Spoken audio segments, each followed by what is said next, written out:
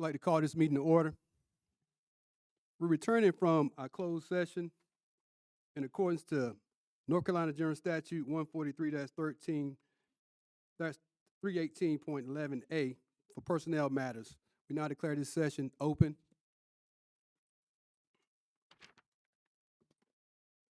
At this time, I would like to ask Boy Scout Troop number 41 from the Gordon Street Christian Church, Troop Master Cox and Felippelli, to come forward and lead us in the Pledge of Allegiance, please.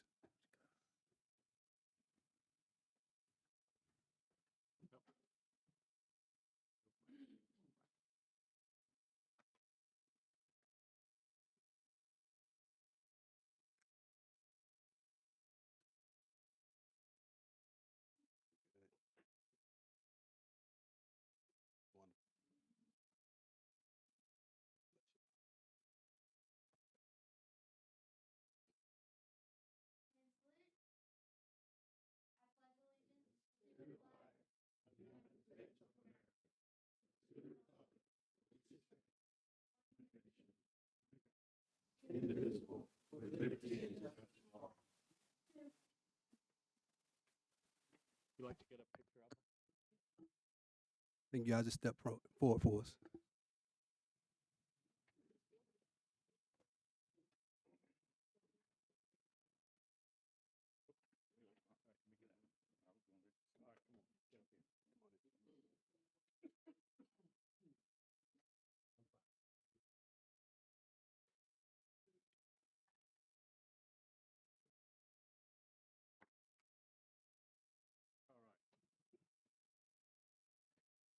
Scoutmaster, if you want to say a few words right quick while you guys are up. Yeah, that's fine. Step to the podium. Thank you for coming. Yes, sir. Mr. Mayors, members of the council, thank you for having us today. The reason why we're in attendance, some of our scouts have started certain merit badges such as citizenship in the community and communication. And one of the prerequisites is to attend a public meeting such as this, to hear issues that are brought up by the community and issues that are being handled by the council. Again, we do appreciate what you're allowing us to come, and we appreciate what you do for our city. Thank you. Thank you. Thank you. Thank you, Troop 41, for showing up tonight. As a prior scout myself, you know, I appreciate you guys and what you do for the community. Thanks for coming. Pleased to have you.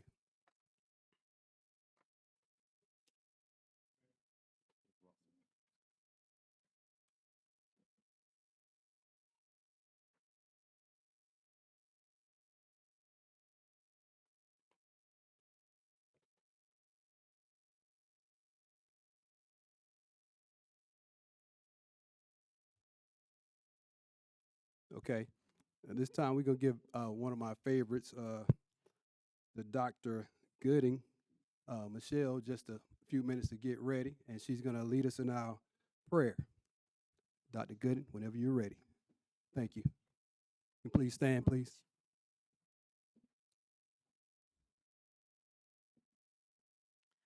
Let us bow our hearts to God. Father, in the name of Jesus, we thank you tonight for allowing us to gather in this place once again. And we thank you for the city of Kinston, the city I love. We thank you for every family and every neighborhood. We thank you for every business owner and every worker. We thank you for every child and every senior citizen. And we thank you for every person carrying the weight of life in this season. So, Lord, tonight we pray over the climate of our city, not just the atmosphere, but we pray for the atmosphere among people. Father, there's so much tension and hurt, frustration, division, fear, love, and uncertainty in the earth now. But we still believe you are God, and beside you there is none other. So, Father, give us wisdom, compassion, give us understanding, and help us not just to talk at one another, but to hear one another. Help us to lead with integrity, humility, and care for all people. And I pray tonight for my mayor, our city council members, city leadership, employees, law enforcement, first responders, educators, and every department connected to this city. Give them strength for the assignment, clarity in difficult decisions, and let them serve with fairness, honesty, and a true heart for the people. Help us as a community to remember that people are carrying real burdens, and some are struggling silently with mental exhaustion, grief, financial hardship, violence, sickness, loneliness, and uncertainty about tomorrow. So we ask, dear God, that you open our eyes to one another again. Give us hearts that care, hearts that do not ignore pain, and hearts that still believe healing, unity, and change are possible. We bind confusion, hatred, division, corruption, and violence, and anything that would try to destroy the peace of our city. And we speak life in the name of Jesus over our city. We speak hope over our city, and we speak healing over the city. We speak opportunity, wisdom, safety, and restoration. And Father, let us not become hardened by the times we are living in. Let compassion rise. Let accountability rise. Let unity rise. And let people come together for the good of the community and not just for themselves. And finally, we trust you in this season. We trust you to guide us, keep us, and help us move forward together. And we thank you now for what you are doing in Kinston. In the very strong name of Jesus, we pray. Amen. Thank you. Thank you, Dr. Gooden and the community shepherds of Kinston, Lenoir County. Pleased to have you. Madam Clerk, roll call. Councilmember Hardy. Present. Councilmember Aiken. Councilmember Lipford. Councilmember Seaforth. President. Thank you. All present accounted for. We're moving on to the citizens' comment of this portion of the meeting. Citizens must sign in before the start of the meeting if they wish to address the city council. Citizens should state their name and address before beginning their comments and may speak for a maximum of 3 minutes. Citizens seeking assistance or asking questions will be contacted by a member of the governing body or appropriate city staff. Madam Clerk, do we have any for citizens' comments? And could I please ask you to read the rules of decorum for the dais during comments, please? The City of Kinston rules for persons addressing the City Council. In accordance with the North Carolina General Statutes 160A-81 and 160A-81.1, and in order to facilitate the orderly discussion of topics related to the city's business, the City Council of the City of Kinston hereby adopts and approves the following rules regarding comments made or occurring during public hearings and during the city's regularly scheduled times for citizen comment at city council meetings. Number 1, individuals desiring to address the council will be required to write their name, address, and phone number down on a sign-in sheet prior to the opening of the comment period. Number 2, the mayor or designee will call the names of each person who signed in the order in which their names appear on the sign-in sheet.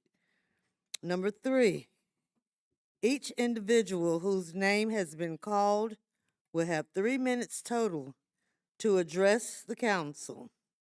For citizen comments, speakers may address any topic or topics related to city business, and for public hearings, comments will be limited to the topic for which the hearing was called. Number 4, all speakers who are physically able must address the council from the podium and shall return to their seats after addressing the council. Number 5, unless specifically invited to provide a response by the mayor or a council member, each individual will be limited to speaking 1 time per comment period. The following comments are not considered related to city business and will not be tolerated. Number one, personal attacks against others, including city elected officials or staff. Number two, the use of vulgar or profane language. And number three, comments related to individual candidates for political office. Speakers should keep in mind that a public comment period is an opportunity to voice concerns and opinions to the council. It is not an opportunity to campaign or to engage the council in a debate. Any questions presented to the council will be considered, and any response from the city council will generally be provided at a later date. This was adopted and effective as of the 7th day of March, 2016. Our public comments are now from Quarla Blackwell.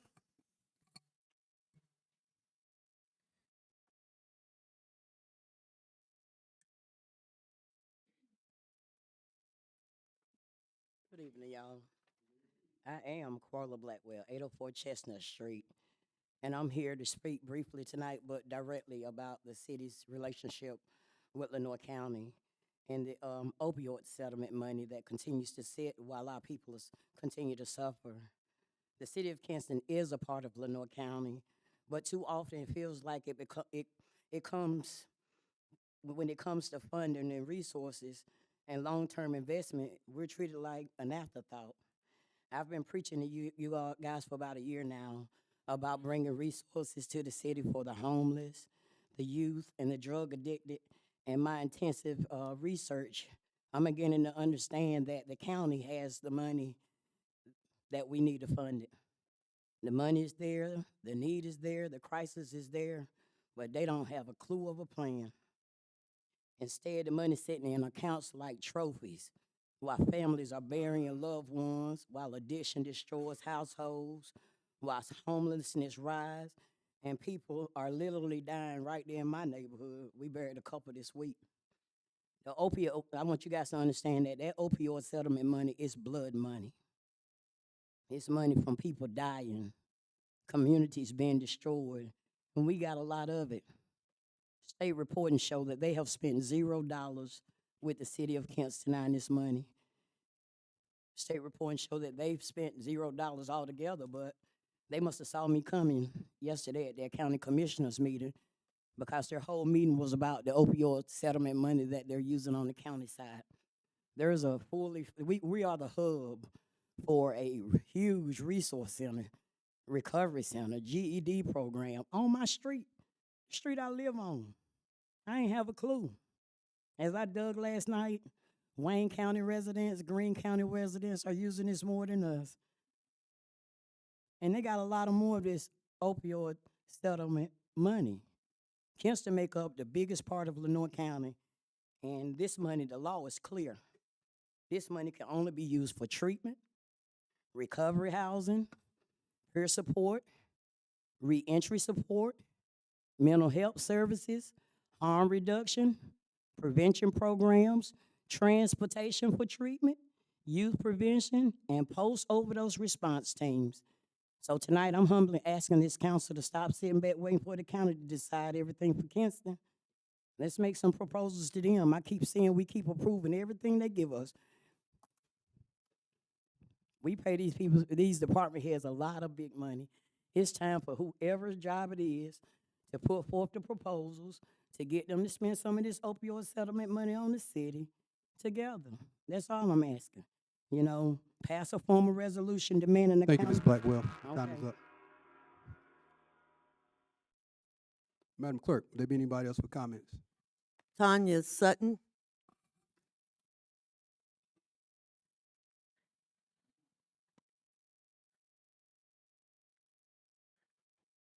Hi, my name is Tanya Sutton. I live at 615 Lotus Place, right here in Kinston.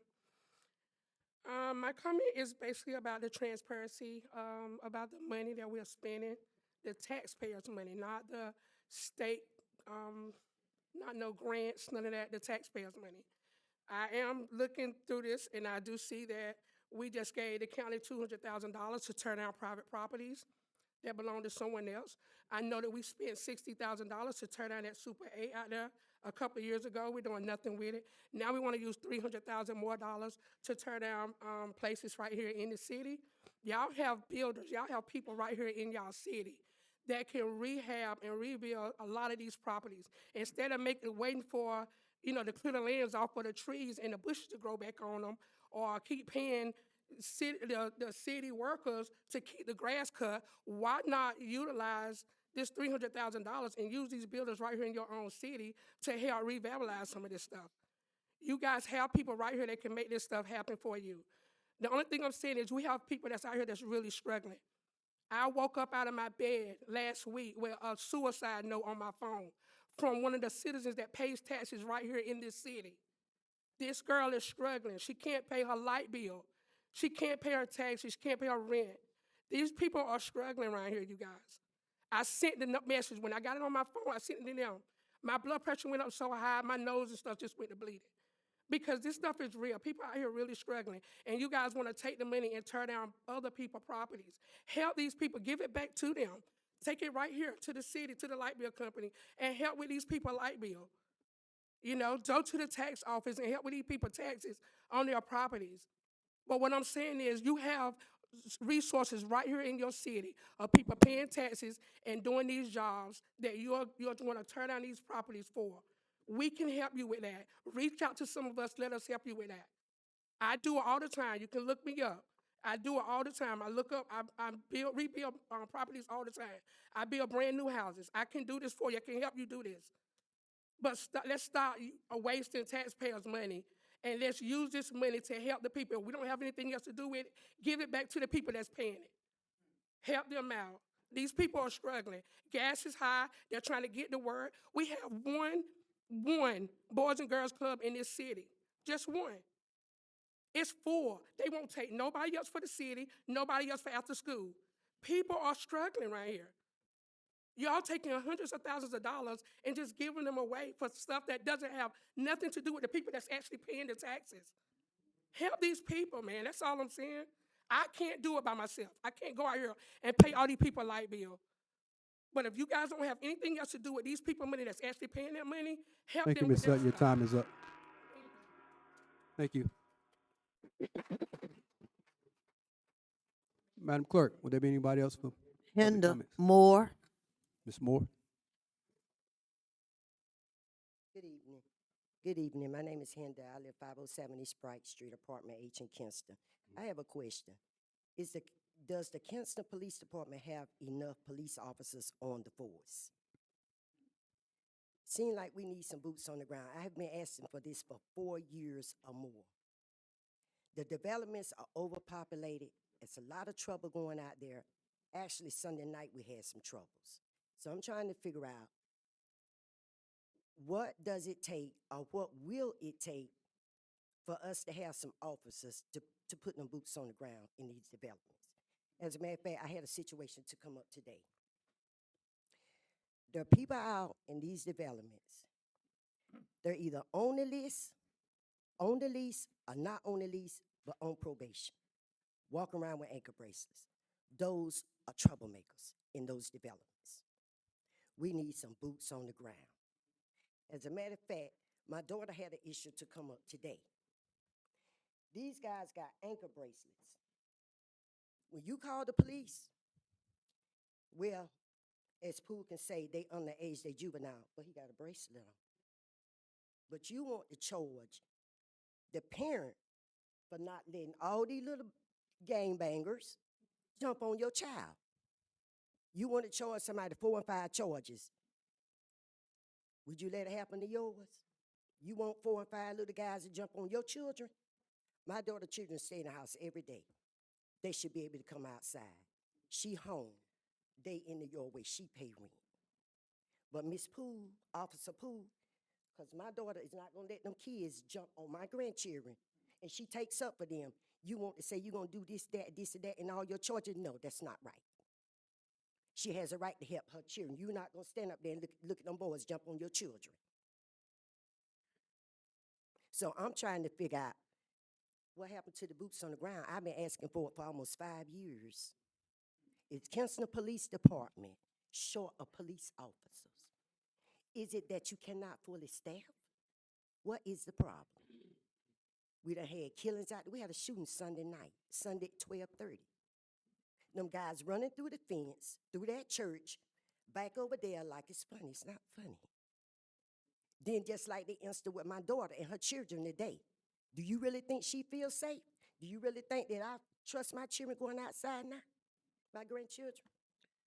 Same thing that happened, what, 2 weeks ago, 3 weeks ago? Bam, bam, back to back. When we call Kinston City of Kinston, and we say we need some patrol out there in these developments, we need some patrol. We cannot get the help that we need out here in these developments because we don't have patrol. Now, I'm not going to say my baby's like near tomorrow. Thank you, Ms. Moore.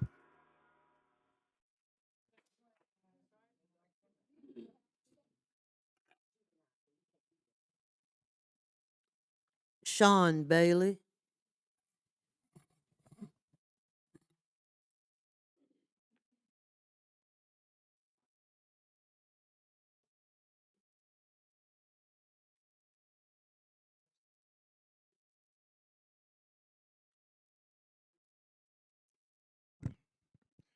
A little short. Good evening, everyone. My name is Sean Bailey. I represent Noose Enterprises, Inc. We're at 3800 Commerce Boulevard in Kinston, North Carolina. We are a nonprofit organization that deal with IDD, intellectually and developmentally disabled participants. Now, if you haven't heard about us, I'm here to talk just a little bit, but if you have, that's great. But we feel we are the best kept secret in Kinston. Listening to this, I didn't know what to expect, but we want to bring a brighter side. With our participants, what we do is we help them with life skills, we help them with jobs, we help build them to be a part of our community. And we just came out tonight, just to let you guys know, we're having a summer kickoff bash. We're inviting the community to come out. It's a free event. We have games for the children. We have one of the best DJs in the world DJing it. I just happen to be that person. Oof, it's getting rough in here for a minute. But we want y'all to come out. We have the police department coming out. We have the fire department coming out. We have about 9 food trucks. Madam Clerk sent it out, and we want everybody to come out and participate with us. It's totally free, but this is our way to let the community know that we serve, we're here, and we're here to serve. Listening to everything going on, we don't negate that, but we are a bright spot right here in Kinston, and we are looking for you guys to just come out, partner with us. We ain't asking for no money.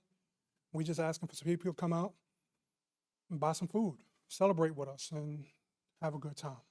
Thank you for your time, and you guys have a great day. Oh, see, I got a big man up here sweating. I forgot the most important part. It's this Friday from 10 to 2. We're asking everybody to come out.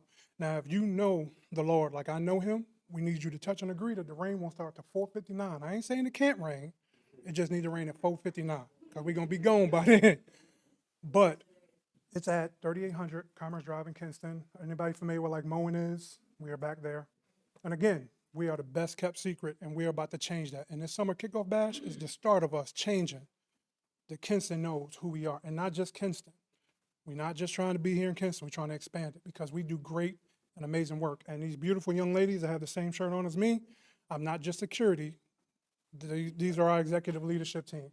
So it meant a lot to us to come out tonight to introduce ourselves. And believe you me, this will not be the last time you see me. I'm not hard to miss, but hopefully y'all remember me when y'all see me again. Thank you. But it's this upcoming Friday. I know it's last minute, but we've been trying to get in front of y'all. But this Friday, 10 to 2, bring the family, bring everybody out. It's totally free. We're going to have games. We're going to have music. Rain or shine, we're going to be out there having an awesome time. Thank you. Thank you. Noose Enterprise, 3800 Commerce. Thank you. That's all, sir. Okay. Let's move on to the adoption of the agenda. If a council member wishes to revise the agenda, a motion to add a deleted item will be entertained at this time. Mr. Mayor, Yes, sir. I'm gonna move that we go into closed session for personnel issue and also they communicate with the attorney. Okay, it's been motioned by Councilmember Hardy that we go into closed session for personnel issues. Is there a second? Second by Councilmember Aiken. All in favor, vote by saying aye. Aye. All opposed have the same right. Seeing none, motion carried. Closed session.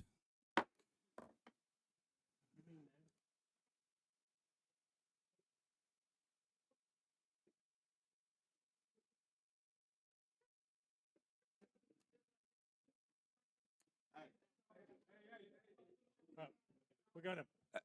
Hey, hold on. Hold your horses. You go ahead, Mr. Mayor. He's just amending the agenda to do that. We're gonna amend the agenda to have that closed session after the meeting to go and talk with personnel issues. You guys stay seated for the rest of this council meeting right here, our regular scheduled meeting, please.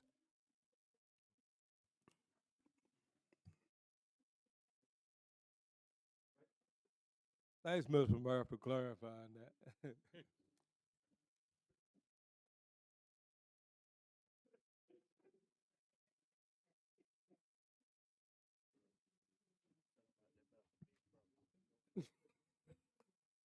Okay. Okay, let's finish the agenda, y'all. It's gonna be a long night. All right, I'll now ask Madam Clerk, we're gonna take a motion to adopt the minutes from Tuesday, April 7th, 2026 meeting and April 21st, 26 meetings. I entertain a motion at this time. Motion. Motion by Councilmember Hardy and a second by Councilmember Lifford. All in favor, vote by saying aye. Aye. All opposed have the same right. Seeing none, motion carried. Okay, we're gonna move on down to number 2 on your agenda list, because we've already recognized Boy Scout Troop number 41. We won't put you guys on the spot again. We'll move on down to Miss Elizabeth Blount on the tool shed program.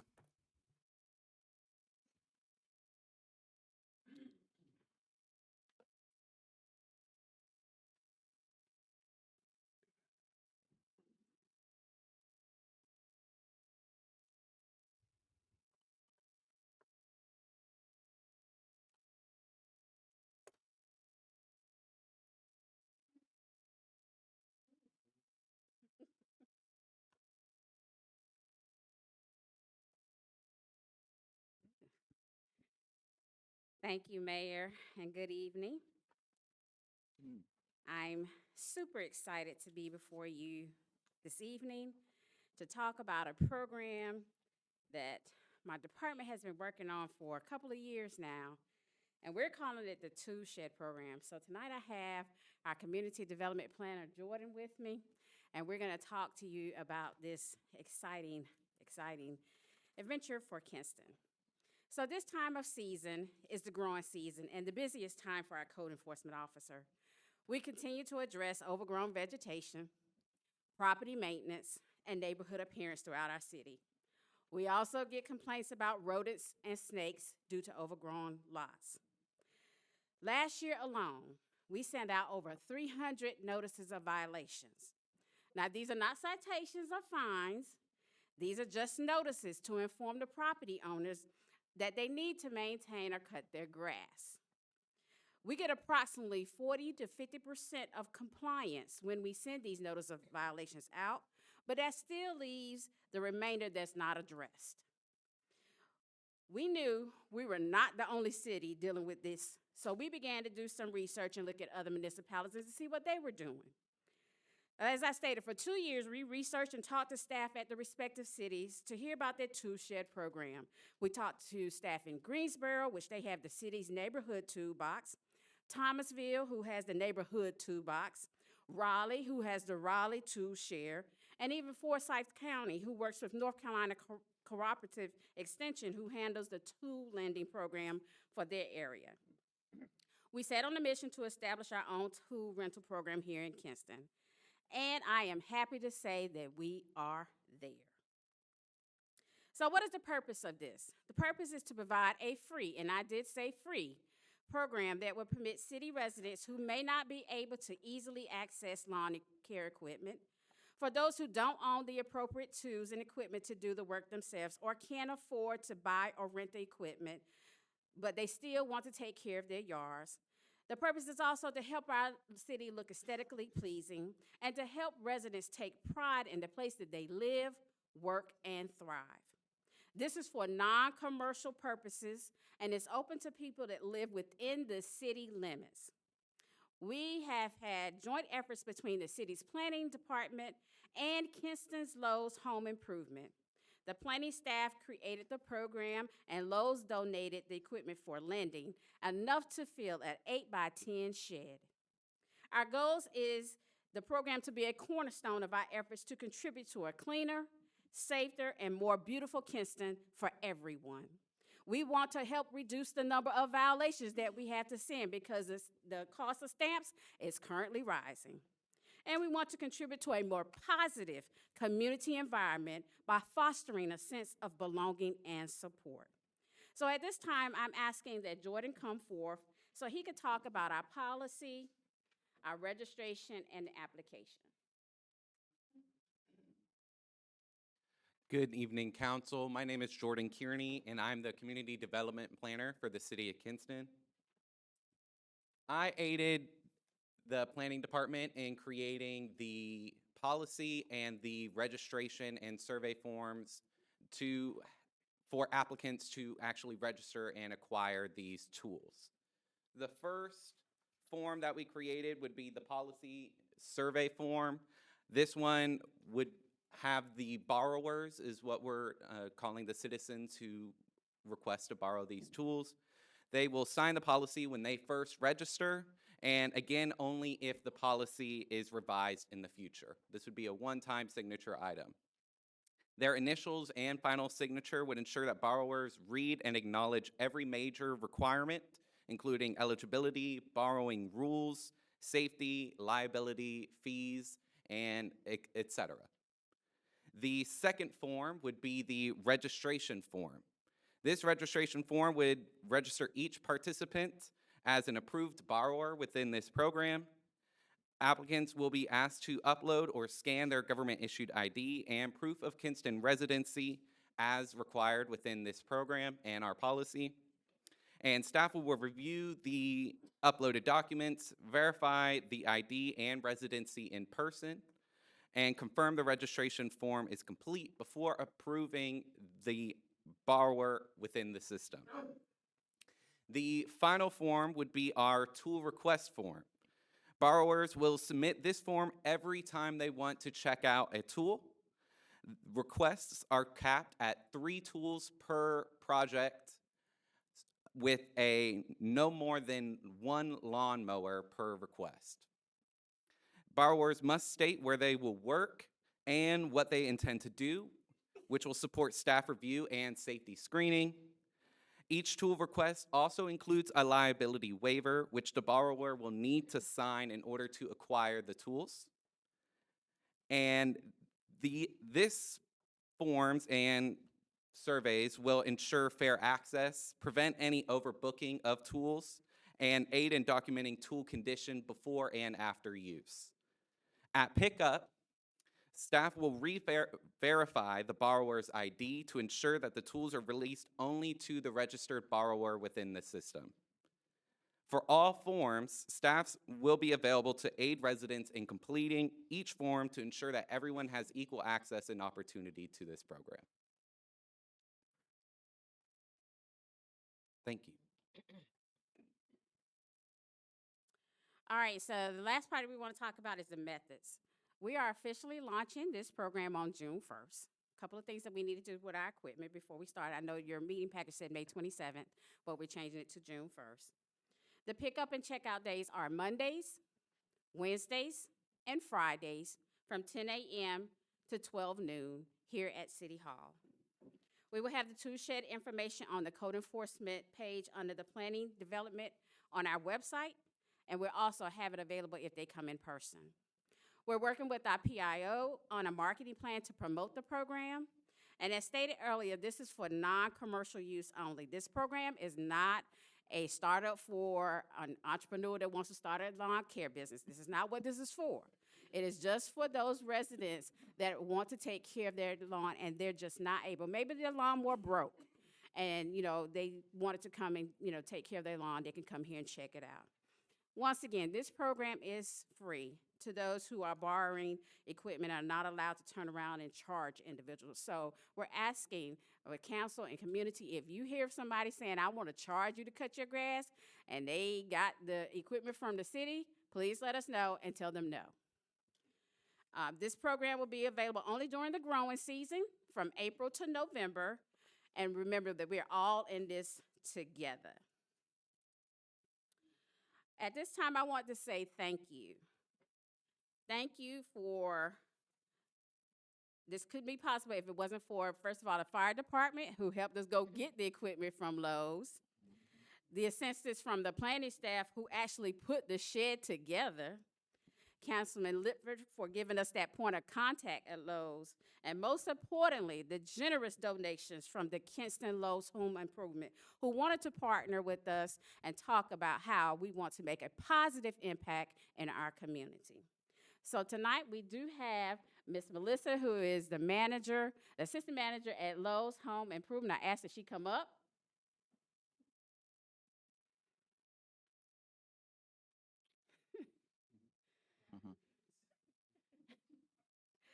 And she, along with two of the other managerial staff, were gracious enough to allow us to come and sit down and talk with them and tell them about our heart's desire. And it was probably a couple of weeks. I got a phone call, and they were like, are you ready to come and pick up your items?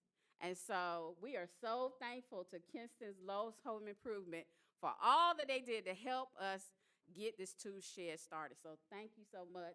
And I want to give you the opportunity to talk about other things that Lowe's is doing for the community. Thank you for having me. My name is Melissa. I am assistant store manager at the Kinston Lowe's. I just want to tell you guys thank you for having me, first of all.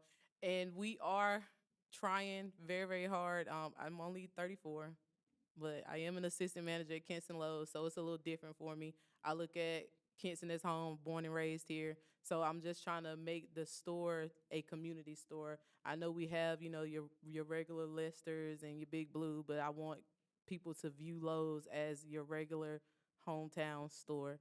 I know we do a lot of business with contractors. We do a lot of business with people in other cities, but we are also available for your regular DIY customers as well. One thing that a lot of people don't know about Lowe's is that they actually give every associate 8 hours of give back time. So we can use those hours in any way we see fit. I try reaching out to a couple different facilities around the city, just trying to lend a helping hand. We are a hardware store. We have plenty of grills.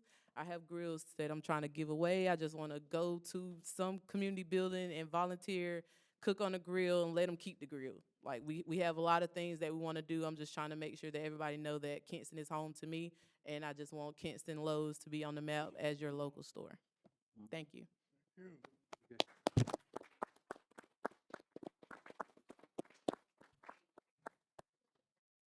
So Mayor, Council, I'm eager to say on June 1st, we will start the Kinston's Tool Shed program. I'd be happy to answer any questions at this time.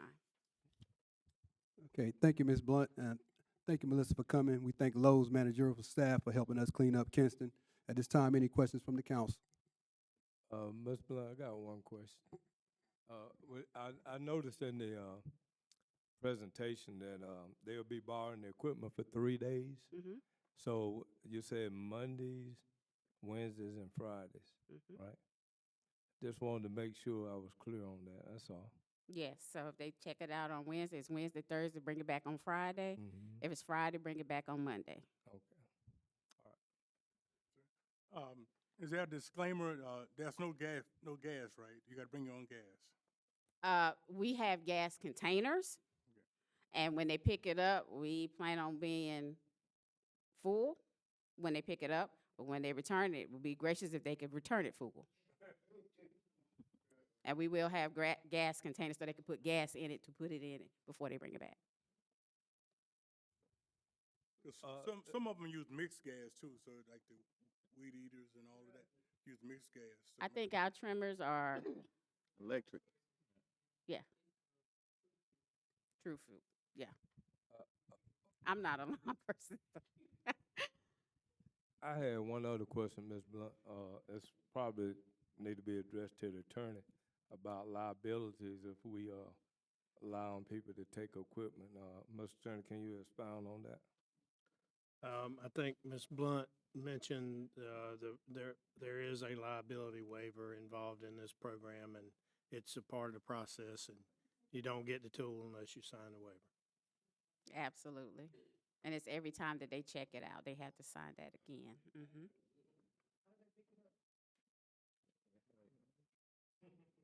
Now you can answer. Yeah. I'm sorry, what was the She said, question? how can they pick it up? If they don't have a car. Oh, well, yeah, that's a problem. Yeah, that's a good question. Hopefully they can find someone that can pick it up for them. And they can come with them, because if they need it for their yard, they need to come with that person that can pick it up for them and return it. But that is a good question. Unfortunately, we don't have a tractor yet. Not yet. I'm just saying yet. We don't have anything that we can take in the neighborhood and just let people check it out in the neighborhood. But I got big dreams, and hopefully that will come. Just one last statement. I just want to thank the people at Lowe's for contributing those equipment to us.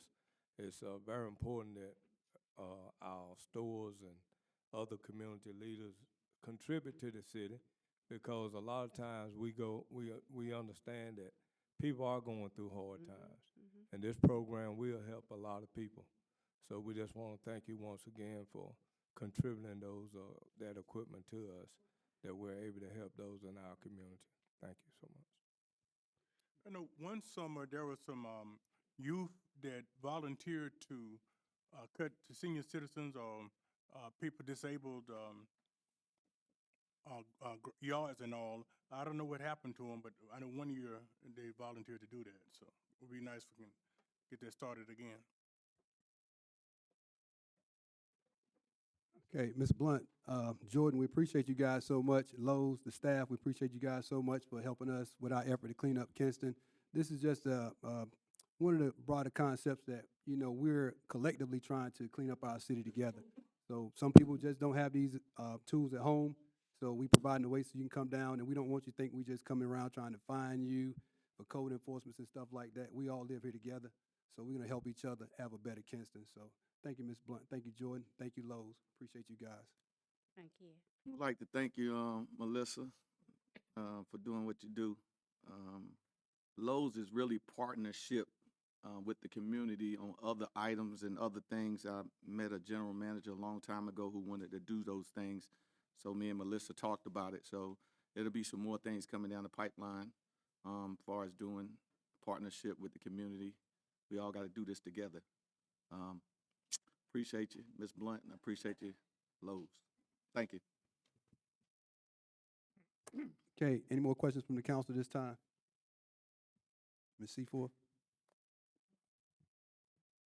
I would just like to add to the big thank you for all that you're doing.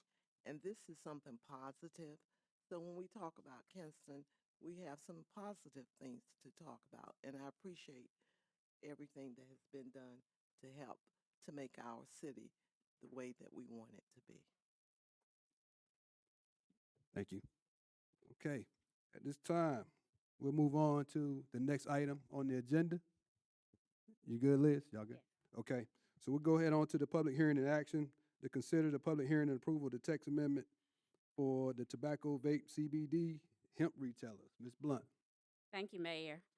Planning and Development Services Department is initiating a text amendment addressing tobacco, vape, hemp, CBD retailers, as well as amending some current language that we have in our Unified Development Ordinance. To give you a little background, on February 18, 2025, staff presented a report to City Council on the number of tobacco/vape shops in the city, as well as ordinance from other municipalities referencing such land use per their requests. It was noted that there are more than 20 shops located within the city limits in its extraterritorial jurisdiction.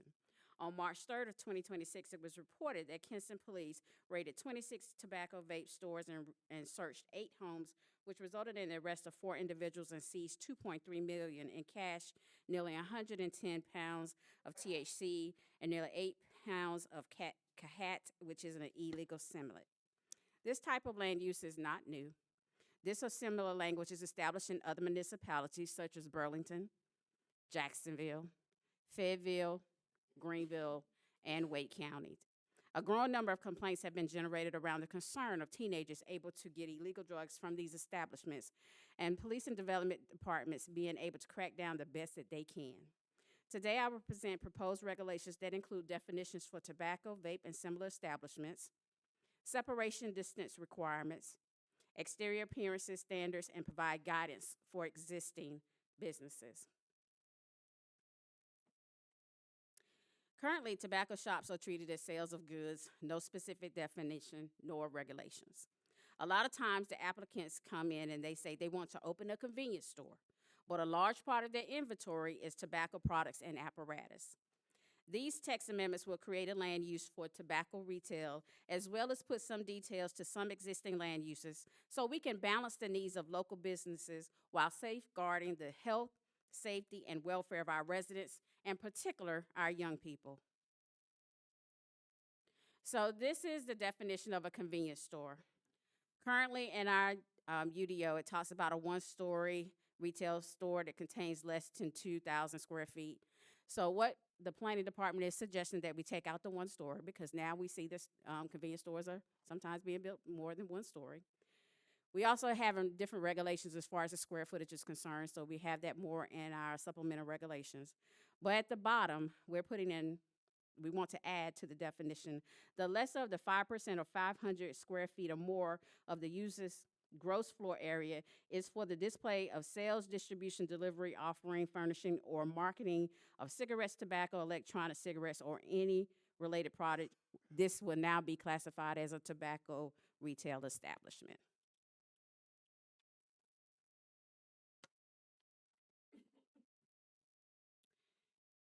Now, going to additional definitions that we need to add to the UDO, the tobacco, vape, hemp, CBD, and similar retail establishments. The definition will be is stated, a specialized retail establishment used primarily for the sale or storage of tobacco products, electronic smoke and vape devices, kratom, CBD, hemp-derived, Delta-8, and related accessories. These products may include, but are not limited to, cigarettes, cigars, pipe tobacco, smokeless tobacco, vaping devices, e-liquids, and vaping accessories. Any area may also be included whereby patrons share the tobacco or non-tobacco products or products from a communal hookah, water pipe, or similar device. This is just a definition. The ordinance will never address every single land use that we have, but we are trying to establish a few more parameters than just retail when it comes to this particular land use. Another definition that we want to add is convenience stores with made-to-order restaurants. As you know, we have a lot of convenience stores now where you can go and you can actually order food. So we established this definition as a retail establishment which offers for sale primarily the following types of articles: the bread, the milk, cheese, canned and bottled food, and drink tobacco products, which we call the sundries. And if there's anything else, we refer to the tobacco vape retail establishments, where it says beer, wine, candy, newspapers, and magazines, and general hardware articles. And includes as a second principal use a made-to-order restaurant component where indoor and outdoor seating may be provided, which shall include a kitchen on site serving food and beverages to customers. Gasoline is offered for the sale only as a secondary activity of the convenience store. So nowadays we have more than just a gas station and or convenience stores. They're equipped and they're combined together. Some of the restaurants can be a nice sized portion of the convenience stores now, to the point that a restaurant or convenience store needs to be added. So we are proposing this language for that. Another definition that we're asking to be amended. So the automobile service station is a land use that we currently have in our UDO, but there wasn't a definition. So we want to establish a definition for this, which establishments primarily engaged in routine maintenance and servicing of motor vehicles, including oil change, lubrication, fluid replacement, filter changes, tire rotation, and similar minor services conducted within enclosed service bays, and not including major mechanical repair or body work. This will allow for such uses, such as our Jiffy Lubes or our 5-minute oil change that will fall up under the automobile service station, but it does not include any type of overhaul of engine or any major body work.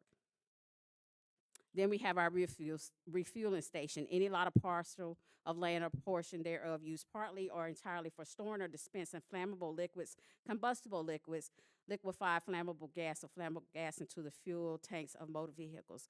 We don't have a lot of standalone gas stations nowadays, but just in case they do want to have just a standalone, that would fall under our refueling station as a land use. This is the proposed table of uses for the tobacco and the vape, hemp, CBD, and similar retail establishments.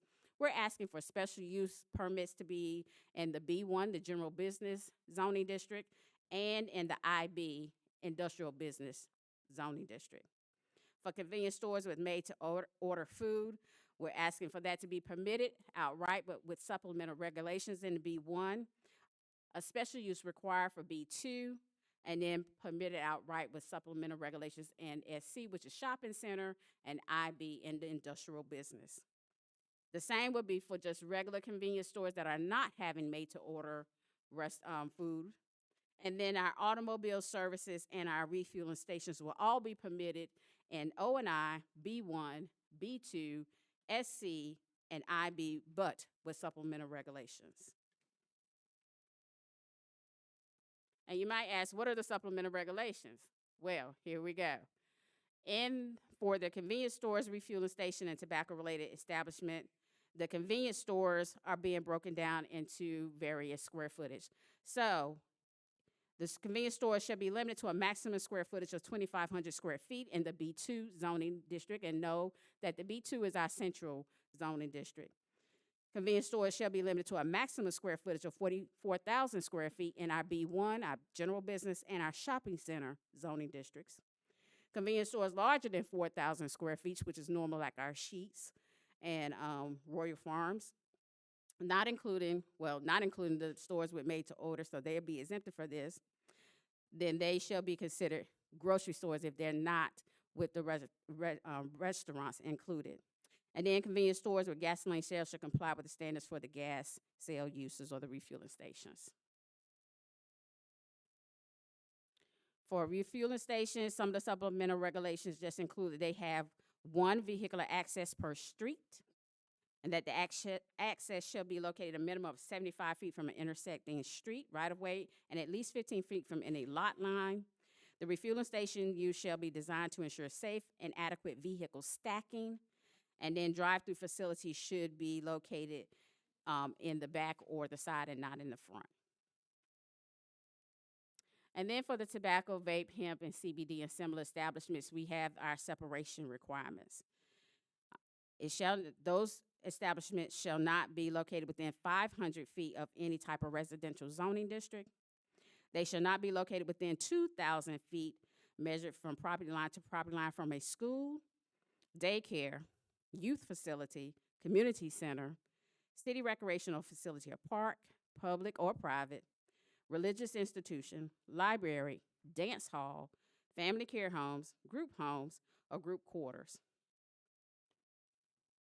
In staff's opinion, the proposed zoning ordinance text amendments are in compliance with the Kinston's comprehensive land use, which Section 6 goals, policies, and strategies say in Policy 1, protect, enhance, and encourage a high quality of life, image, and cultural amenities as an effective approach to economic development, and Goal 6, where the city should consider prohibiting the development of conflicting incompatible land uses in the vicinity of all public and private school sites. The planning board did hear this and voted unanimously to approve with some noted changes during a special meeting on April 28th. They then received the revised version at their regular scheduled meeting on May 12th. And if council decides to approve these text amendments, we ask that you make a motion that must state that the amendments are either consistent or inconsistent with the comprehensive land use. I've said a lot.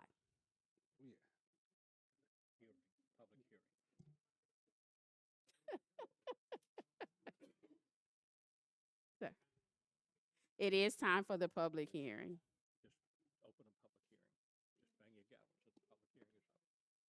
Public hearing is now open.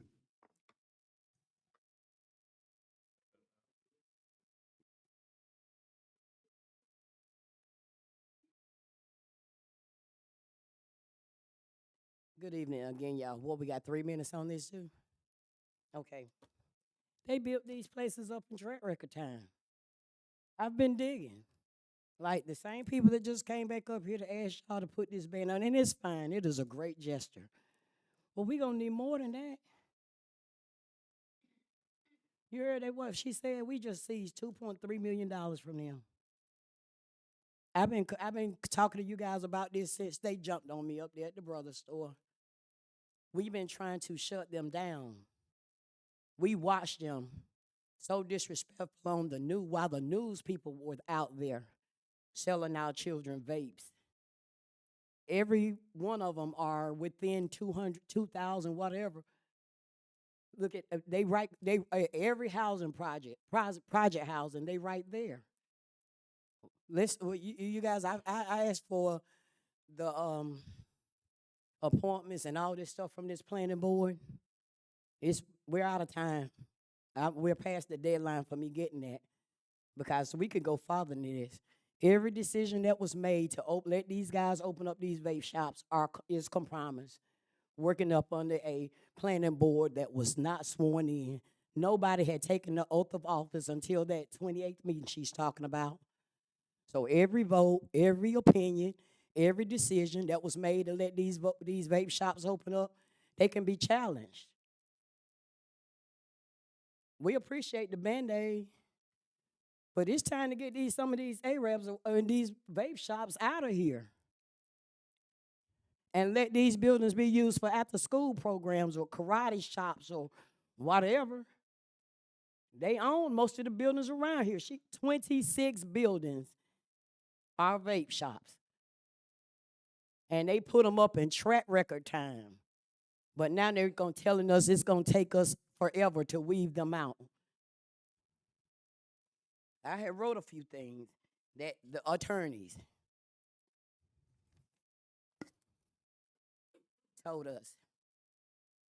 This planning board has not been legal ever. And I want the records. The news people have requested the records like I have. You guys have failed to produce us the appointment. It looks like people are sitting on this planning board that have not been reappointed, expired terms. No, I mean, it's supposed to be public information that we know who's on these boards, the date they were appointed.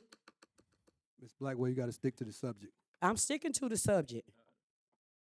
This is we're talking about, it's the planning board that gave these licenses, correct? It's the planning boards that help with the zoning of these places, correct? And the permits come from another department, but all this stuff, we're asking to redo something, so we had something to do with this, right? So my thing is, again, I want to look into whether these boards had the rights to allow these people to build up into our communities like this, and what can we do to run them out based upon the illegal planning board. Ms. Blackwell, I don't think the planning board had nothing to do with them per se opening though. Where do they get their permits from? How do we zone these places? We're now saying that we want to rezone them and keep them 2,000 feet away from places. How did we get them in here? Well, when All right, put your mic on. okay, the planning board brought information to us concerning these different establishments that you were talking about, and they showed us where they were located in Kinston with the PowerPoint and how far they were from different establishments. We did consult the attorney about that because, from my understanding, they didn't have to have a permit to have these places. Some of them didn't. I'm saying that some of them were zoned in. Yeah, Some. And then we also saw pictures of. Why can't we get this public Ms. information? Blackwell, allow counsel Well, to it was- respond, please. It was good. Okay. Can we just get what we're requesting? If we got what we requested, I wouldn't be up here saying what I think. Okay, Ms. Blackwell, your time is up. I thought there was no time. There is a time now. You're not staying on the court. I'm on the Ms. subject. Can Seaforth, we- the council, Ms. Seaforth, you want to finish your statement Well, about what actually happened? yes. So we did consult the attorney about that because we were concerned when the planning board brought the information to us. And they showed, like I said, a PowerPoint. We had pictures and everything. So that's, where we are going from here. And we're looking at to our planning board to continue to give us information because she's in collaboration with the attorney. So the decisions that we are making or that the planning board is making is in the alignment with how the law is written. I'm just saying we want to make sure they're legal before they make any more decisions. Yes. Let's make sure they're legal before they, because the records show they're not legal. So I'm gonna leave because that'll be changing the subject.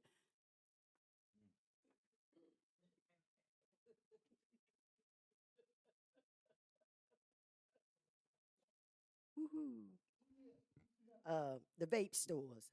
Yes, it does. Something that really do needs to be done because Kinston has potential for growth, but in the city limit, I don't know about the county area, on every street corner, almost, in the city limit of Kinston, there's a church house, a crack house, and an Arab store. Am I right? It's the truth. And these young kids is getting hold of it.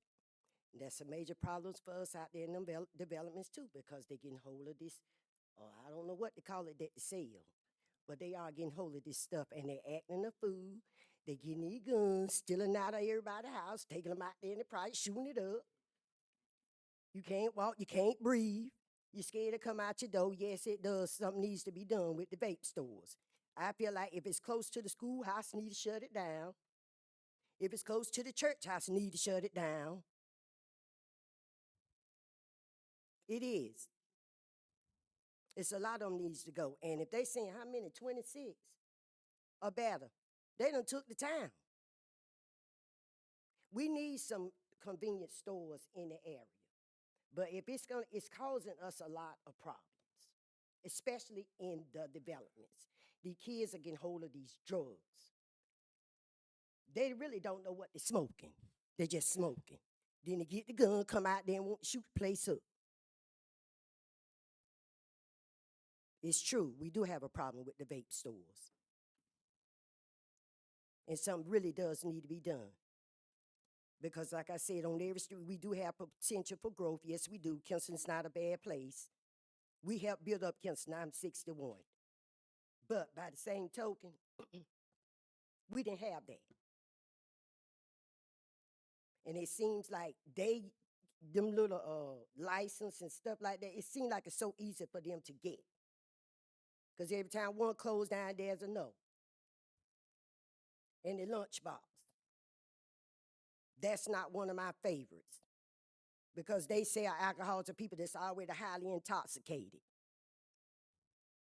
We seen that when London lost his life. That man was highly intoxicated and sold alcohol. And walked out on that highway, then got run over. One of our officers. I never forget it. Yes, something needs to be done. There are too many vape stores. Too much being sold to we got the grown folks, now we got the children. It's the truth. 27, 37, however many the number is, whatever. But yeah, shut some of them down. Start handing out them licenses right freely. Yeah. I think this Miss Elizabeth Blount's part ain't the vape store, yeah. Yeah, work with that. Yeah, work with them. They ain't right. All them Arabs selling that stuff to our children. Then they coming out there doing us a number. It ain't right. Y'all know it ain't right. Think about it. Consider it. Deep consideration. Pour the plug on them.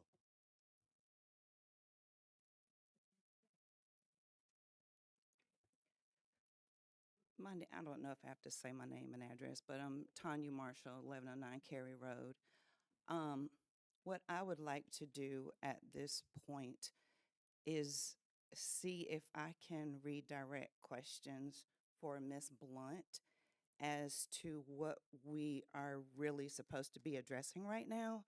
I hear and agree that we have a lot of problems in our city. To me, this is an effort to solve it. It doesn't, we can deal with how we got to where we are, but when there are land uses, when there are permits to do certain things, we probably couldn't predict that this many would have popped up all over the place. However, we can do something about it now. We can do something about making sure that they're not next to our daycares and our schools and our churches and things like that. And it is what we're doing now. The question that is before us is not necessarily how we got here, but are you in agreement with the amendments that the planning board is trying to make in order to do better going forward? And that's what I think the conversation should be focused on in this particular moment. That's not to say the other things that were mentioned are not important, but what's before you right now is what your thoughts are on the text amendments. And if Ms. Blount has any further clarification questions, if you all have any for her.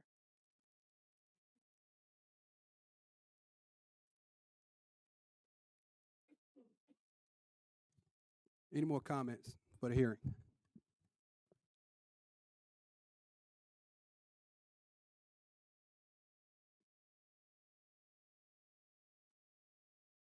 Okay, at this time, the hearing is closed. Next. All right, the matter before us right now about the vape shops, let me be clear about one thing. Nobody anticipated that those many vape shops will be open in Kinston. I don't think anybody before this council or the past council thought of that. But I try to tell people one thing about life. Being in the military, we will learn one thing. You always go out and recon the area before you make any moves. And the reason I say that is for this reason. When this issue came up to the council, I think it was last year, Ms. Blount. 2025, yes, sir. And it was brought to our attention, not only by the community mostly. We all were getting phone calls about the vape shops and how it was affecting our children. And at that point, the council went into our own session and we talked about what steps that we could take to make things better. Like Ms. Marshall said, we can't change what happened in the past. When we got this information, we moved forward. And we worked with Ms. Blount, and the council talked about it. And we were trying to come up with different ways to help solve the problem. Everything we do is a process. Things don't happen overnight. It takes time. And I'm just saying that to say this, that we're trying to move in the right direction. Maybe we didn't in the past. Nobody's perfect. We all make mistakes. But we recognize the mistakes we made, and we're trying to do something about it. So I want the public to know, community to know, that we hear you. We're working on things to try to make it better. It's going to take step by step. Things just don't happen overnight. There are laws, there are regulations, and things that we have to abide by as well. We are counsel true, but at the same time, we don't have the power to do everything that people want us to do. So I just ask y'all to be patient with us, give us an opportunity to continue to evaluate what's going on and try to make it better. Mr. Mayor, Yes. I'm sorry, there were three more regulations I failed to go over. Okay. One is that any type of this similar establishment cannot be within 2,000 feet of the existing one. So we're trying to eliminate from them being a conglomerate of shops right by each other. Other thing is that they still have to abide by the federal, state, and local laws. So they can't sell anything that's illegal. And then the last regulation is that those that are in existence will remain in existence, but they will be under the non-conforming regulation, which we already have established, which says that they can't expand, they can't grow, they can't increase. They have to be within the footprint they are in now. And the attorney may be able to, I will say this, in the planning and zoning world, we cannot deny land uses. That is against general statute.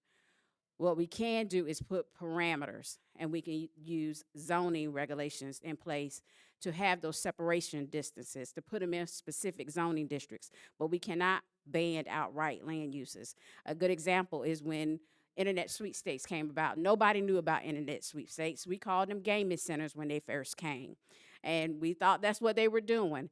And once we figured out that it was gambling, then that use became internet sweepstakes. So people are so creative in coming up with new and innovative ways. There's no way we can try to cover every single business, every single land use that comes about. But what we can do is going forward and being proactive and looking at what is best for our community to make sure that we are not handicapping any type of economic development, but also making sure that we protect our citizens and give them what they need to make a better community. Thank you, Ms. Blount. And I applaud your responsibility. And when I say that, that's your ability to respond in real time to our changing communities as they happen in front of us. Because not too long ago, hemp was a big thing in North Carolina, and the shops opening up was going to be a big thing for revenue, right? So now we have to adjust and we have to change. I applaud the council for being reactive in real time while we deal with these issues. And I apologize for you guys, because some of you are still disgruntled. 7, 4, 5, 10 years ago. This council, we probably had about 4 months together right now, and we've probably done more in 4 months than's probably been done in the past 8 years. Straight up.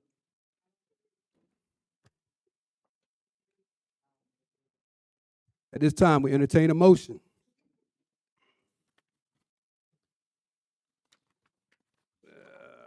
See how we, this is a complicated motion, Mr. Lippert, so.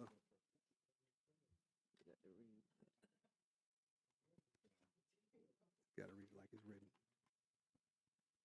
Motion to approve the proposed text amendments to advise that it is consistent with the city of Kinston adopted comprehensive land use plan, and that the adopted staff report which address plan consistency and other matters. Okay, it's been properly motioned by Councilmember Lifford. At this time, I'll entertain a second. Second. Second by Councilmember Seaforth. All in favor, vote by saying aye. All opposed have the same right. Seeing none, motion carried. Thank you, Council. Thank you, Ms. Blount.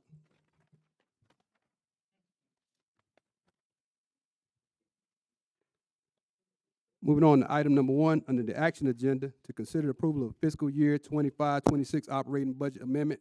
Ms. Donna Goodson. Thank you, Mayor. In your packet is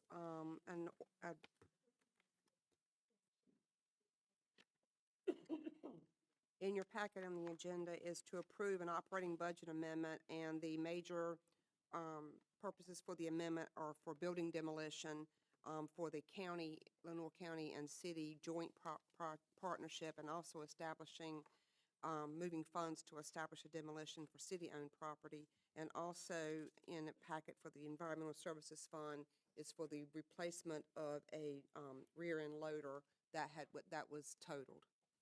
I'm happy to answer any questions. Okay, any questions from the council? Ms. Goodson, is this budget amendment is to address both issues, the partnership with the county and? Yes. Our portion of the agreement with the county, where we intend to pay them the money, and then they will administer, they will do the oversight of the demolition. And then we also have where we're going to establish a project, move money funds from the general fund to establish a project for the city demolition projects that we talked about in the last meeting. All right, thank you. Any more questions from the council?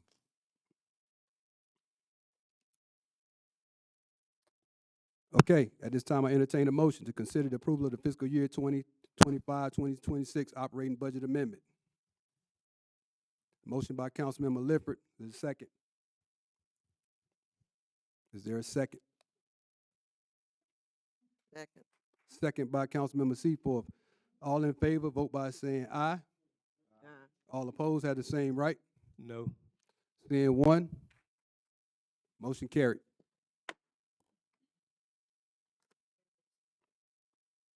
Moving on to item number 2, consider approval of an ordinance to establish citywide demolition and cleanup capital project. Ms. Goodson. Thank you, Mayor.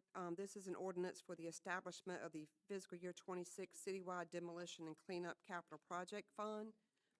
It's a need to establish the fund for the demolition costs associated with the backlog of previously condemned properties and other properties cited for code violations of structures inside the city limits, with the primary focus on dilapidated and unsafe structures and unsightly areas deemed to be code violations, and this will be funded with a transfer from the general fund. Okay, any questions from the council? I do got a question for Ms. Blount. Ms. Blount, over the last couple of years, what has our demolition budget been like? It's been around 65,000. And is that including the Super 8? No. No. Okay, and the other question I have, the properties we demoed this year, could you tell me the locations and where they were located at? I don't have that information right in front of me, but a couple of them were, I know 2 of them were on Parker Street. Mm-hmm. One was on Was it Olive Street? Olive Street, and another one was on Tower Hill. All right, thank you.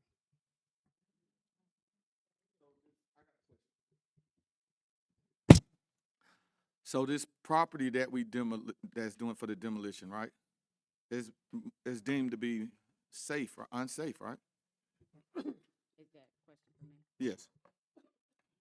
Yes, sir. All those places that we have noted, and this is the list that we proposed before, they're either already condemned or on the verge of being condemned. Mm-hmm. So these are not properties that are in working condition and good stability right now. So the thing is, so some of these properties, if they can come up to be rehabbed, can somebody try to rehab it before they get be on the demolition list? Can they be rehabbed? Say if somebody come out, we got a person saying, you know what, we're gonna take ownership of this property, we're gonna rehab it, and we're gonna build it back up. It's already deemed unsafe. Do we demolish it or we let them take it? If they So- get in touch with the owner. If I'm not mistaken, Mr. Clark has those steps in his presentation that he's going to talk about this afternoon. But yes, he would go through those. We do not just go and demolish. Got it. What happens is we post a notice of condemnation to determine if the structure is unsafe. And we have a number of hearings that go through, and there's a process where if the owner is, first of all, we make sure we notify the owner and based on tax records. And then we have hearings with them. And if they come up with a plan to do it, to make the building back safe again, then the demolitions, the condemnation stops. But if not, then we move on forward with it. An example of that is some property next to 804 Chestnut. I don't know if it's 802 or 806, but a gentleman just recently came in town, and he found out he had ownership of this property, and it was up for demolition. And he went to, I think Ms. Blount, and went to the tax office and all of that, and got it situated, and he's getting roof repair, the siding, but he really didn't, from what I heard, he didn't really know that he owned the property. But once he found out, first of all, the foliage is about 8 feet around the house on the roof. All that was cleared up the next day, and he started putting siding. So this was a success program. But like I said, it falls on the family structure, and your heirs. If you got property and all of that, you're not paying taxes on it, your sisters or your brothers, you got to get the family structure straight so it never get into that part. People got to learn how to have wills, have trusts and things like that, irrevocable trusts or whatever you call it, and where you can hand down generational wealth instead of just letting it deteriorate. And people say, well, why is the city using taxpayers' money to tear down a property? I was chairman of Crime Stoppers in the 90s for about 10, 15 years. A lot of those houses were used for everything. You had gang writing on them, murders was occurred in them, prostitution, everything, drug use and everything we on those. And the next door neighbor said, well, I don't want that beside my house. So we tear it down. But then when we tear it down, you said you're not building nothing. But, you know, you got if you want beauty, you got to create beauty. So you start off, you can't just leave it there. It was houses with trees growing through the roof. And, you know, we will say, well, the city, you're not doing your job condemning it. Then when we're condemning it, so, you know, we catch hell both ways. So, but we got to get our family structure to great strengthened and united, and the city will have to have this problem. And also, when we do a demolition on a property that is in someone else's name, there is a lien put on the property, which from due to us. So once the property is sold, then the money comes. We would get paid back for the lien that's on the property. The plan moving forward is to build and not be a blight. The plan is things that we being transparent, but we do have plans to build up again. It's not that we just tearing down a property and we're gonna move forward. It's some plans that the citizens, these boards, they don't know about, that we are planning to build again. And these are Let You me got to say- speak from the podium, ma'am. You can't speak from out there. Let me say this. We have plans to build, and we not just, I don't know if people getting the wrong sense about we not gonna build nothing. We're gonna tear these houses down and they're gonna be done. I don't know where they getting that information from. These we've been in meetings. It's like a full-time job. We in meetings every day about this stuff. Ms. Blount, could I say one thing? The houses we tore down in the last 2, 3, 4 years, has anything been built on them? Not at this time, no. Thank you. But in addition to that, we don't own them either. Excuse me, you guys have to speak from the podium. You're disrupting the meeting. Thank you.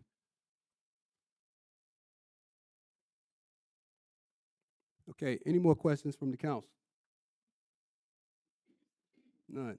Okay, just for clarity, I sit on the Joint Working Committee board with the county, and we just met about this stuff. The MOI was approved. Me and Mr. Hardy sit on that board, and Solomon, and so does the manager. So there is no plan to do something without a plan, period, point blank. Every time y'all see us at this meeting, the attorney's sitting next to me, my manager's sitting next to me. When we're at these other meetings, the attorney's sitting next to us, the manager's in the room. So don't be misled by the fact that the city's operating by the seat of our pants, because nobody wants to go to jail for nothing. Mr. Mayor, we attended the North Carolina League of Municipalities last week, and we met a gentleman that said that we could expedite. It's a company that can expedite the demolition, and he can show money for developers come in and all of that. We're trying to get him to come to the city council meeting. So we're working on that, and this will open the people's eyes up, and hopefully the city can move faster. But they said the developing side of it, they can give us some input on that too. So when we go to these conferences, we're not just going there just to be. We're networking. We find a lot of information. Mr. Attorney. Thanks, Sam. Ms. Seaforth, you got anything? Mr. Attorney, can you enlighten me on the process of putting a lien on property and how difficult it is to, with heirs property, to get in contact with ownership? Yes, sir. The process of condemnation requires that we notify all the property owners. And if there are a lot of heirs, that's often difficult to do. If you can't locate heirs to give them actual notice, then the law allows you to run a publication and put a notice in the newspaper, and that suffices when you can't locate heirs after you've tried. Once you do that, you have the authority to go ahead and do the demolition, enforce the code, and then once that's done, then the city automatically acquires a lien. We don't have to do anything to get a lien. We have a lien by law once that cost is incurred. And then it's incumbent upon anybody buying a piece of property to check with the city and see what liens or assessments are against this piece of property that I'm about to buy. And at that point, the city has a record and would tell this buyer, you owe X dollars that has to be paid because the city has a lien by law on the property. Mr. Mayor, I just want to add one more thing. When I was on the Crime Stoppers in the 90s, Kinston was averaging about 17 murders a year around the East Kinston, Akin, Thompson corridor and all that area. Once we started cleaning up that area, tearing down those dilapidated buildings, some, like I said, with gang members was in and all this, all that, it dropped down. And you look at from the 90s to now, we're averaging about 4 or 5 murders. Not saying that the cleaning that area up didn't help, but it helped. So. Great. Good. Okay, at this time, I have a motion by Councilmember Lippert, and second by Councilmember Aiken, to consider approval of the ordinance to establish a citywide demolition and cleanup capital project. All in favor, vote by saying aye. All opposed have the same right. No. One opposed, motion carried. Next item, number 3, consider approval of award to bid to replace traffic signal cabinets at 4 intersections to Fulcher Electric in the amount of $134,325. Justin Boyette. Good evening, Mayor and Council. I'm here tonight to seek approval for the award and to use the budgeted funds for the upgrading of the 4 traffic cabinets. Kinston Public Services maintains and controls traffic signals at 15 intersections. In order to meet DOT standards and regulations, Kinston Public Services needs to upgrade the traffic control cabinets at these intersections. The work will be done in phases, and we are currently asking for approval to upgrade 4 of these cabinets. The funds for this project are currently budgeted in the fiscal year 26 budget. We originally planned to upgrade 5 cabinets, but due to increasing costs of parts and labor, we are now asking for approval to upgrade 4 cabinets.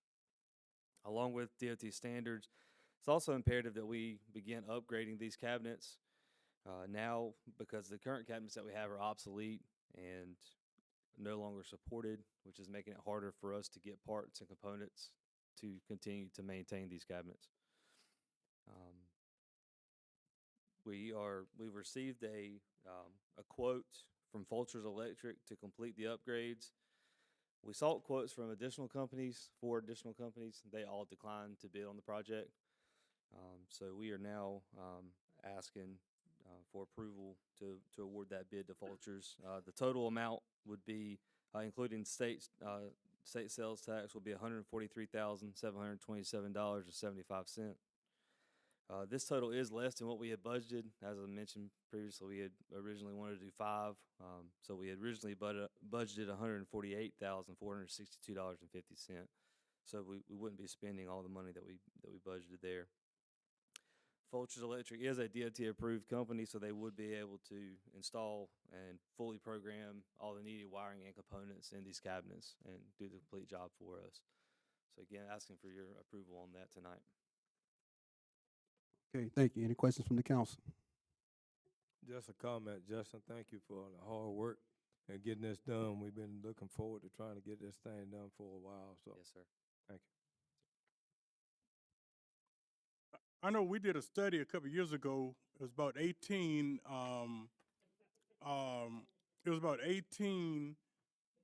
Traffic signals that we were going to tear down, and we did a study, and a lot of the citizens complained that they didn't want the 18 taken down. When I come to city council meeting, I see the one by the post office on Independence and Caswell. When we take down a signal light, we'll save about $1 million if we take down I heard some study one time that if we take down a signal light to make it a four-way stop, we may save like about close to $1 million and a half dollars. Not just from one light, we wouldn't. If we were to take out a said intersection, it would save the city about $40,000. And that study you're referring to is from 2017, and it was of the 15 that the city maintains. Now there are several other intersections that the state maintains, but of the 15 that we maintain, there was 5 suggested intersections, and at that time those were not approved to be removed. And again, if we did take any of those out, it wouldn't just be a free for all. It would be either a 2-way or 4-way stop. But again, that's not on the table right now. That was from that study in 2017. Okay, thank you. Anybody else from the council? Les, Ms. Seaforth? Good. All right, at this time, we entertain a motion to consider approval of the award to bid to replace the traffic signal cabinets. Motion by Councilmember Hardy, second. Second by Councilmember Lippert. All in favor, vote by saying aye. Aye. All opposed have the same right. Seeing none, motion carried. Thank you, Justin. Item number 4, consider approval of special event permit blocking road. Chief Goyette. Good evening, Mr. Mayor and Council. This is for the block and roll. It was called something a little bit different last year. They've, I guess, changed ownership, sort of speaking. It's 4 different nights. Thursday, May 21st from 5 to 10, Thursday, June 4th from 5 to 10, Thursday, June 18th from 5 to 10, and then Friday, July 3rd from 5 p.m. to 10 p.m. It's a concert and festival. It's going to be located on Heritage Street between Gordon and North, as it has in the past. They've agreed to hire 2 off-duty police officers for the event.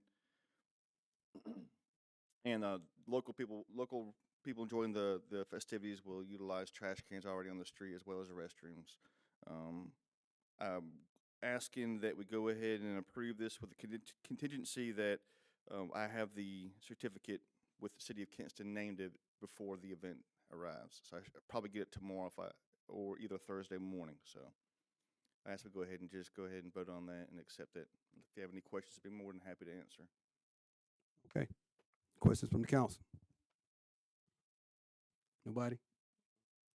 All right. At this time, I entertain a motion to consider approval of the special event permit for block and roll. Is there a motion?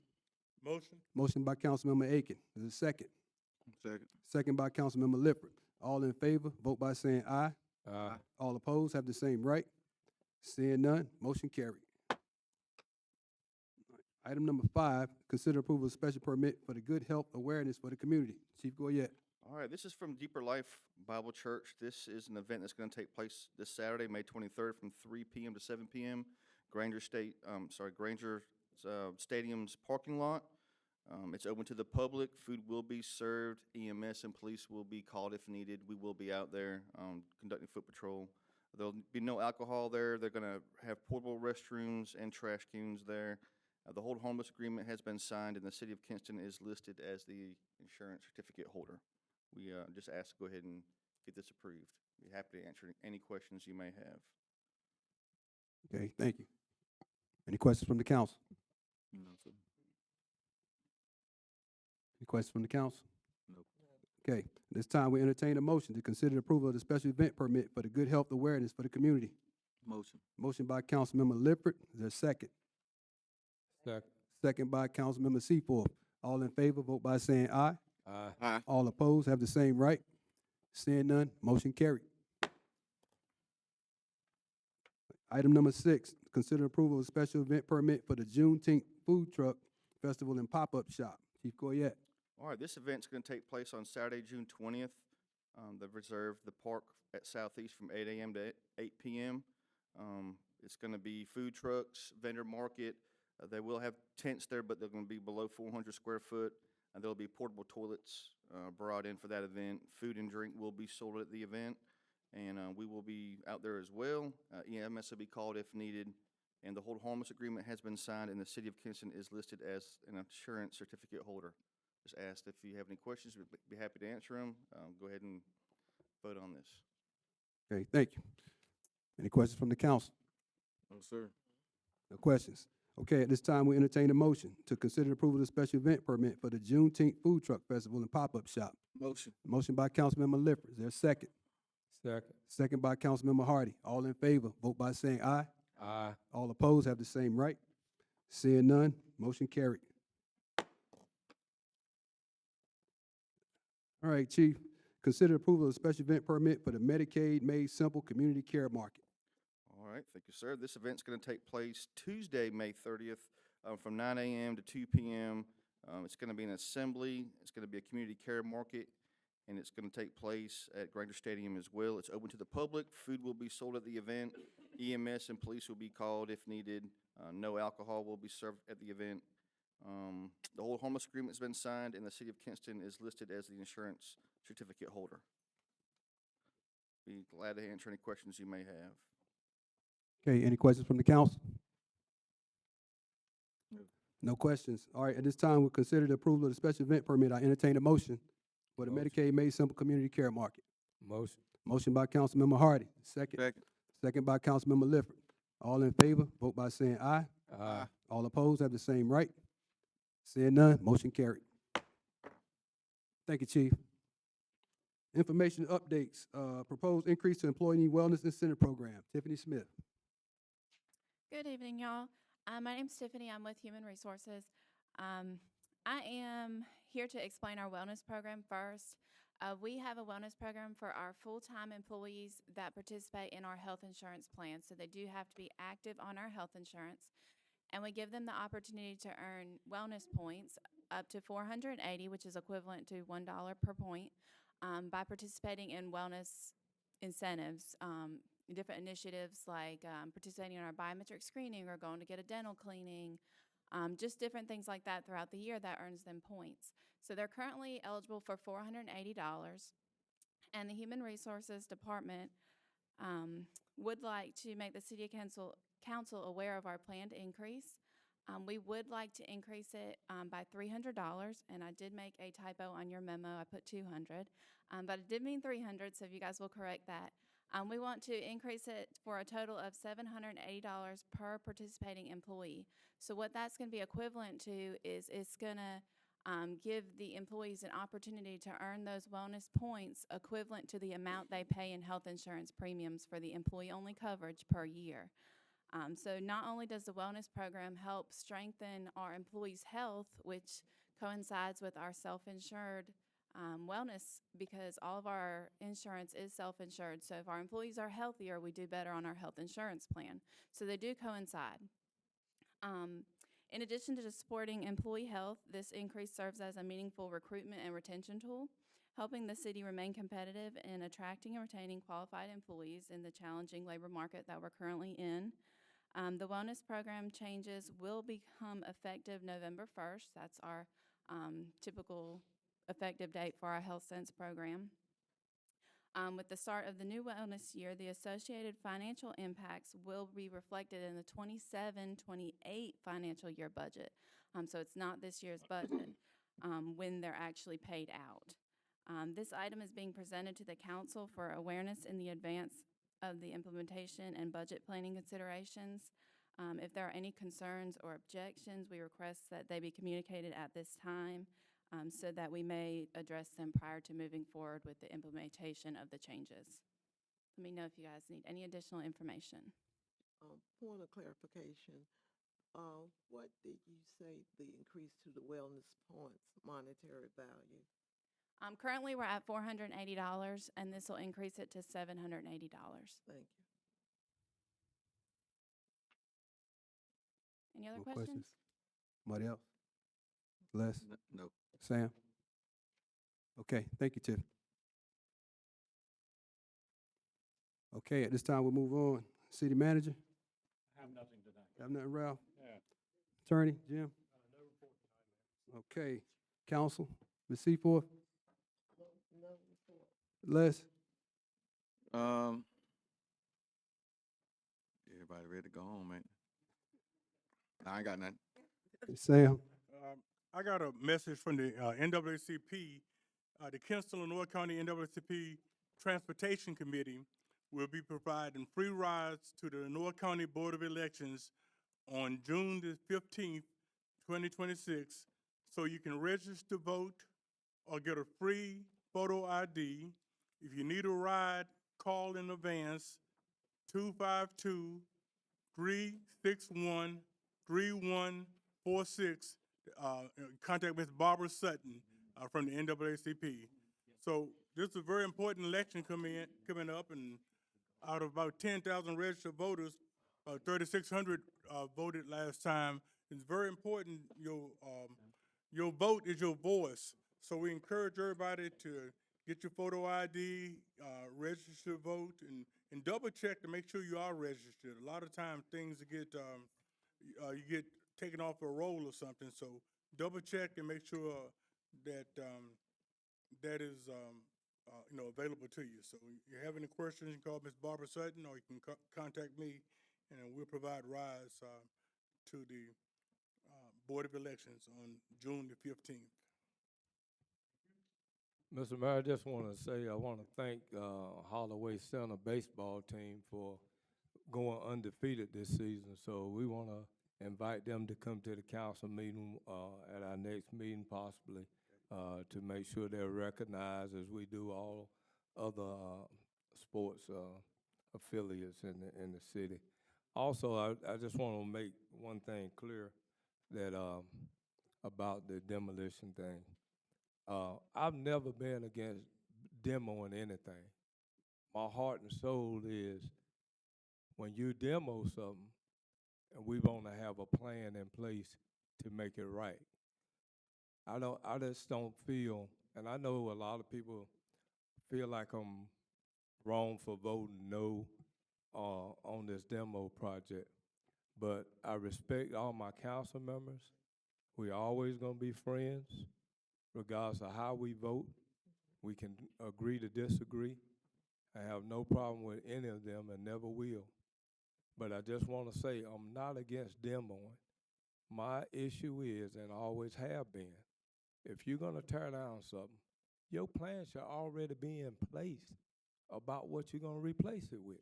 It shouldn't come 4 or 5 years down the line when you're spending taxpayers' money. That's the only point I've been trying to make about this demo project. Thank you.